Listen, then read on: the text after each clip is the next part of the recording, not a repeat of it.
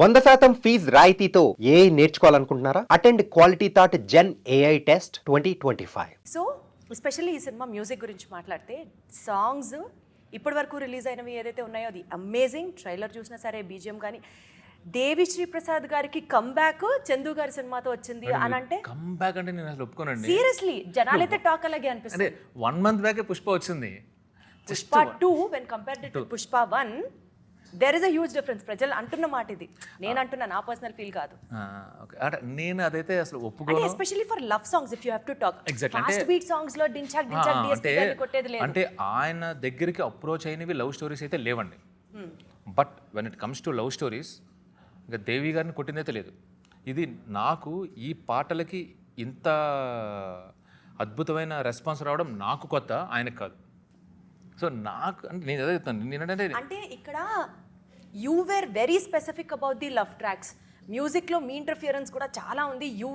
You were like too personal about music అన్నది మేము విన్న మాట. అది అందులో డౌట్ లేదండి. నాకు మోర్ దెన్ ట్యూన్ కన్నా నాకు సాహిత్యం మీద అంటే లిరిక్స్ ఎలా వస్తాయి, ఇక్కడ ఏం పడాలి అనే దాని మీద నాకు ఇష్టం. అయితే నాకు నేను ఒక స్టేట్మెంట్ వచ్చి స్టాటిక్ అయిపోయాను. దేవి గారు అర్థం చేసుకునేంతలాగా ఈ కథని ఇంకా వేరే ఎవరు అర్థం చేసుకోలేదండి. ఆయన ఎంత అర్థం కాకపోతే ఇంత బ్యూటిఫుల్ ట్యూన్స్ వస్తాయి. Is a master in it. ఇప్పుడు నేను చెప్తున్నప్పుడు అరవింద్ గారు కానీ, హీరో నాగ చైతన్య కానీ, సాయి పల్లవి కానీ వాళ్ళ డిస్కషన్ ఎంత ఉండేదో దానికి డబల్ దేవి గారితో ఉండేది. నేను అలా నెరేట్ చేస్తున్నప్పుడు అంతా విని సార్ ఇక్కడ ఇది అంటే నేను ఆశ్చర్యపోయా. ఈ లెవెల్ ఆఫ్ ఇన్వాల్వ్మెంట్ ఉంటే ఇంకా అసలు ఏం కావాలో ఒక డైరెక్టర్కి, మీరు అర్థం చేసుకున్నట్టు ఈ కథని ఇంకెవరు అర్థం చేసుకోలేదని, అందుకే ఇంత బ్యూటిఫుల్ వచ్చాను. అసలు మీరు చెప్తుంటే చందు గారు ఎవ్రీ డిపార్ట్మెంట్లో ఉన్న యాక్టర్ కానీ, మ్యూజిక్ కానీ, ఏది చూసుకున్నా సరే టాప్ నాచ్గా అర్థమవుతుంది. మీరు ఇప్పుడు విజువల్స్ చూస్తుంటే చూడండి ఎంత బ్యూటిఫుల్గా ఉంటాయంటే. అందుకే మా శ్యామ్ దత్ కానీ, మా నాగేంద్ర కానీ ఆ డిజైన్ ఇచ్చినప్పుడు వాళ్ళు తిరిగిన ప్రదేశాలు, ఈ కథ ఇక్కడ జరగాలి అని చెప్పి లొకేషన్స్ ఆర్ సో ఇంపార్టెంట్. అక్కడ తీసిన విధానం నేను ఇంత తీస్తా, నేను ఎగ్జైట్ అయిపోయి. బట్ ఆడియన్స్కి ఏం కావాలి అనేది కట్ చేయడంలో నవ్యూనిల్ ఈజ్ అన్ ఎక్స్పర్ట్ అండి. Seriously I'm blessed. అసలు you have a beautiful team around you. Enjoy చేయొచ్చు. మళ్ళీ అంటే పర్సనల్ రిలేషన్స్ కూడా అందరితో బ్యూటిఫుల్ ఉంది కదా. Face is the index of your mind and the happiness you have in your heart has been reflected on your face. Such super confident గా ఉన్నారు మీరు, అర్థమవుతుంది. Nice nice nice super. మాకు కూడా ఎక్సైట్మెంట్ వస్తుంది తెలుసా మీ ఎక్సైట్మెంట్ చూస్తుంటే. మా ఊర్లో ఉన్న కుక్కలన్నీ ఉత్తరానికి తిరిగిపోస్తే ప్రపంచ పటంలో పాకిస్తానే ఉండదు. అది అసలు ఆ డైలాగ్కి అసలు ఇంట్లో కూర్చొని టీవీల ముందర ట్రైలర్లు చేసింది అది చెప్పట్లో. అంటే ఒక పక్క patriotism, such a great patriotic feel, Pakistan related cinema అని అర్థమవుతుంది. ఇండియా వర్సెస్ పాకిస్తాన్ అని ఒక హింట్ లాగా అనిపించింది ట్రైలర్ చూసిన తర్వాత. Followed with love story. Followed with love story ఉంది. బేసిక్ లవ్ స్టోరీ అండి. 2 hours 25 minutesలో ఈచ్ అండ్ ఎవ్రీ మినిట్ లవ్వే ఉంటుంది. అంటే ఓవరాల్గా Pakistan episode run time 20 minutes కూడా ఉండదండి. 20 minutes కూడా ఉండదు. ప్రాపర్ ఎమోషనల్ లవ్ స్టోరీ అండి. బేసిక్గా అంటే ఇందులో పేట్రియాటిజం అంటే ఇందులో ఏదో దేశభక్తి ఏమి ఉండదండి. మీకు ఆ కాంటెక్స్ట్ వచ్చినప్పుడు వాట్ ఈస్ దట్ ఆ మాటలు, ఆ డైలాగ్స్ వస్తాయి. కానీ ట్రైలర్ చూసి మమ్మల్ని అందరూ లేదంటే ఇప్పుడు మనం ఎంత అంటే మనం ఇప్పుడు పాకిస్తాన్లో ఉన్నాం, ఎంత భరిస్తామండి.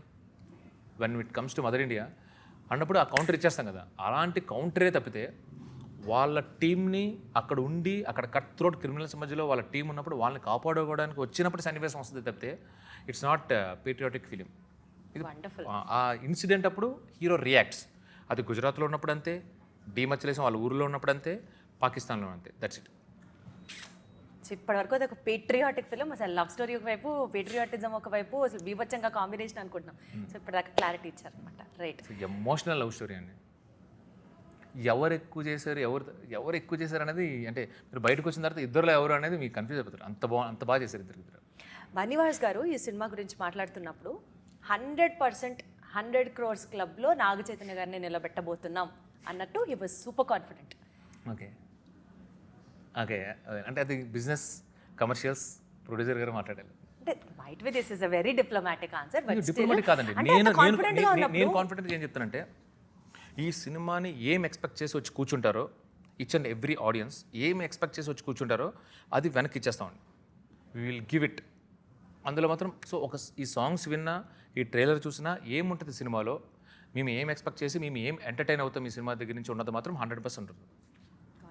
సో సినిమా గురించి ఎట్లయితే మాట్లాడుకున్నామో తండేల్ సినిమాకి సంబంధిస్తూ మీకు కొంచెం పర్సనల్గా వెళ్తే ఒక చిన్న ర్యాపిడ్ ఫైర్ అనుకుందాం. I want it in a very swift way. I ask the question. చెప్పండి. మీరు అసలు కుమ్మేస్తారు, నాకు ఫుల్ కాన్ఫిడెన్స్ ఉంది మీ మీద కూడా. డెఫినెట్లీ ఫుల్ ప్రిపేర్డ్ ఉన్నారు. ఫాస్ట్గా చేస్తేనే దీనికి కిక్, గంటలు అయితే కాదు. ప్లీజ్ కొన్ని ఎక్స్క్యూజ్ ఇవ్వండి, చెప్పండి. ఓకే, 1 minute దట్ ఇన్స్పైర్డ్ ఈ తండేల్ నేను చేస్తున్నాను అనుకోవడానికి ఏంటి? Love story. తండేల్లో లాంగెస్ట్ షూట్ చేసిన scene? Storm sequence. Storm sequence అంటే ఎక్స్ప్లెయిన్ దట్ అంటే? ఇంటర్వెల్లో వచ్చే ఒక స్టార్మ్ సీక్వెన్స్ ఉంటుంది. అదే స్టార్మ్ సముద్రం మధ్యలో. సో అది ఇంటర్వెల్ బ్రేక్ అనమాట. ఓకే, కొన్ని ఇట్లా మాకు దొరుకుతున్నప్పుడు బ్రేక్ ఇవ్వచ్చు, పర్వాలేదు. సో సినిమాలో మీరు బాగా రిలేట్ అయిన మీ పర్సనల్ లైఫ్ ఇన్సిడెంట్ ఒకటి చెప్పాలి అంటే? దూరంగా ఉండి చాలా రోజుల తర్వాత కలుసుకునే ఇన్సిడెంట్ పాయింట్. మీరు అది బాగా కనెక్ట్ అవుతారు బికాజ్ మీరు సర్ప్రైజ్లో ఇష్టం కాబట్టి మీకు. ఓకే, సో సినిమా షూటింగ్ జరిగేటప్పుడు అనుకోకుండా లేట్ అయినటువంటి ఒక సీన్ కానీ సంఘటన కానీ మీరు ఎక్స్పెక్ట్ చేయలేదు, but that has cost so much of delay? చాలా ఉన్నాయండి. ఒకటి చెప్పండి సార్, గొప్పది, మంచిది. అంటే ఏం లేదండి, ఇప్పుడు సముద్రంలో మేము అంటే రియల్ లొకేషన్లో చేసాం. ఈయన అడిగాం, ఎవడో బ్లూ మ్యాట్ గ్రీన్ మ్యాట్ చేద్దామని హీరోని. నాకు ఆ ఫీల్ రాదు, నీకు ఒరిజినల్ సముద్రంలోనేనని. ఆయన అసలు ఎండలో కూడా నిల్చొని పోయి ఫుల్ ట్యాన్ అయిపోయారంట కదా, ఆయన హార్డ్ వర్క్ అసలు. సో అంటే సముద్రంలో షూటింగ్ అనేది ఇంకా మన చేతిలో లేదండి, సముద్రం చేతిలో ఉంది. అది కామ్గా ఉంటే చేసుకుంటాం, లేదంటే మళ్ళీ వెనక్కి వచ్చేస్తాం. ఎవడు ఎప్పుడు ఎక్కడ పడిపోతాడో కూడా తెలియదు. నడ్డి సముద్రంలో కొన్నిసార్లు విత్ హై టైడ్స్. సో అక్కడ టైం అనేది మన చేతిలో లేదు. సో మెనీ టైమ్స్ డిలే అయింది బికాస్ ఒరిజినల్ సముద్రం దగ్గర చేసాం కాబట్టి. సూపర్. అసలు ఏ సముద్రం అండి అది? ఒక్కటి కాదండి, అరేబియా సముద్రం దగ్గర నుంచి అన్ని కవర్ చేసి పడుతుంది. మీ ఓపిక్కి నమస్కారం అండి. ఆయన ఓపిక్కి నమస్కారం. మాదేముందండి, నేను సీరియస్లీ సేయింగ్, ఏ మూవీ అయినా టెక్నీషియన్స్ ఎక్కువ కష్టపడతారు, యాక్టర్స్ కొంచెం రీజనబుల్లీ కొంచెం కష్టపడతారు, బట్ మన హార్డ్ వర్క్ ఉంటుంది. బట్ ఈ సినిమాకి సాయి పల్లవి అండ్ నాగ చైతన్య కష్టపడినంత నేనైతే కష్టపడదు. Such humble statement from your end. తండేల్ని జస్ట్ 3 words లో చెప్పాలి అంటే ఏం చెప్తారు? Only 3 words Thandel. Emotional love story. మీకు అసలు 30 seconds కూడా చాలా ఎక్కువ అండి. 2 seconds 3 seconds చాలు. సో తండేల్ అన్న వెంటనే 1 line, ఆ సినిమాలో ఒక లైన్ మీ మైండ్లో ఇంకా రివర్బ్ అవుతూ ఉంటుంది అంటే ఏం లైన్ అది? For his people. For his people. Thandel for his people. Nice. So పర్ఫార్మెన్స్తో మిమ్మల్ని సర్ప్రైజ్ చేసిన ఒక యాక్టర్ ఎవరు? ఒకే ఒక్క యాక్టర్ ఎవరు? సాయి పల్లవి. Okay, super. అంటే నాగ చైతన్య గారు సర్ప్రైజ్ చేయలేదా? ఇది నేను ఊరిని పుల్లబెట్టడానికి అడుగుతున్న పాయింట్. నాగ చైతన్య గారు ఈచ్ అండ్ ఎవ్రీథింగ్ నేను ఇలా చేస్తున్నాను చందు, ఈజ్ ఇట్ ఓకే అని చెప్పి చేసేవారు అన్నమాట. సో నాకు ఆయన స్క్రీన్ ముందుకు వెళ్ళే ముందే నేను సర్ప్రైజ్ అయిపోయాన్ని. సార్ మీరు సూపర్ సార్, ఈ రకంగా కూడా బ్యాలెన్స్ చేస్తారని తెలియదు సార్. మీరు అడిగారు కాబట్టి చెప్తాను. సో నేను షార్ట్ కు ముందు సర్ప్రైజ్ అయితే నాగ చైతన్య, షార్ట్ తర్వాత సర్ప్రైజ్ అయితే సాయి పల్లవి. అదేలేండి. ఓకే, మీరు అడిగారు కనుక చెప్పాను. అదే